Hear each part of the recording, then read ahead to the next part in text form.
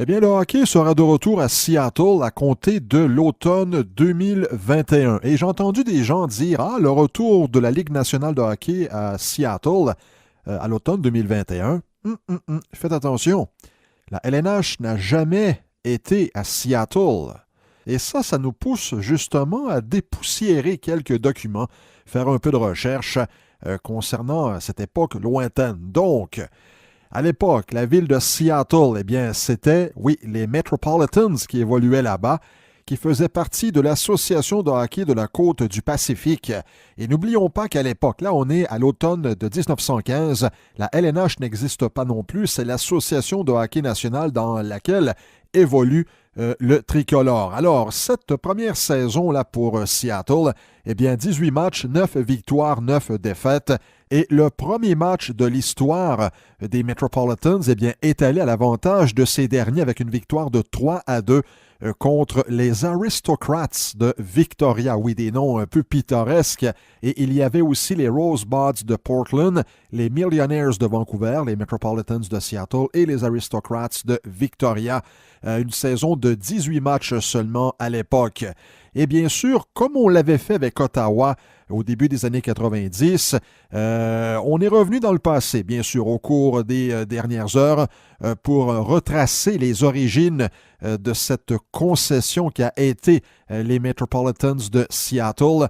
Je vous conseille, je vous encourage, oui, de faire un peu de recherche. Vous allez voir, il y a des choses très, très, très intéressantes. Et la chose, selon moi, il y a deux choses qui ressortent. Premièrement, bon, cette victoire en Coupe Stanley, en finale de Coupe Stanley contre le Canadien au printemps de 1917. C'était la dernière Coupe Stanley avant la fondation de la Ligue nationale qui aura lieu plus tard cette année-là, à l'automne 1917. L'autre chose, lorsque les Metropolitans ont débuté leur existence à l'automne de 1915, ça marquait une nouvelle époque aussi dans l'histoire du hockey. Parce que de 1893 à 1914, c'est l'époque des challenges qu'on appelle. Par exemple, le Canadien pouvait remporter la Coupe Stanley, mais au cours de la même année, pouvait recevoir un défi, perdre le défi et perdre la Coupe Stanley. Donc, la Coupe Stanley pouvait être remportée deux fois.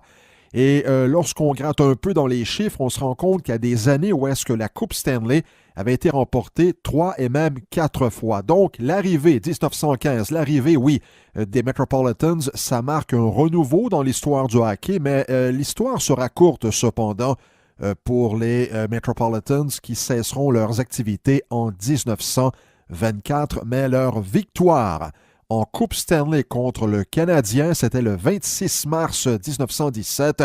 C'était la première fois qu'une équipe à l'extérieur du Canada remportait la Coupe Stanley. Donc oui, ça sera à l'automne 2021. J'imagine qu'on va faire toutes sortes de cérémonies protocolaires, non seulement avec l'édition du 21e siècle, mais peut-être aussi un petit clin d'œil sur cette équipe-là qu'on a oubliée au fil des ans, les Metropolitans de Seattle. Ça serait intéressant également de voir le nom de la nouvelle équipe et le logo et les couleurs.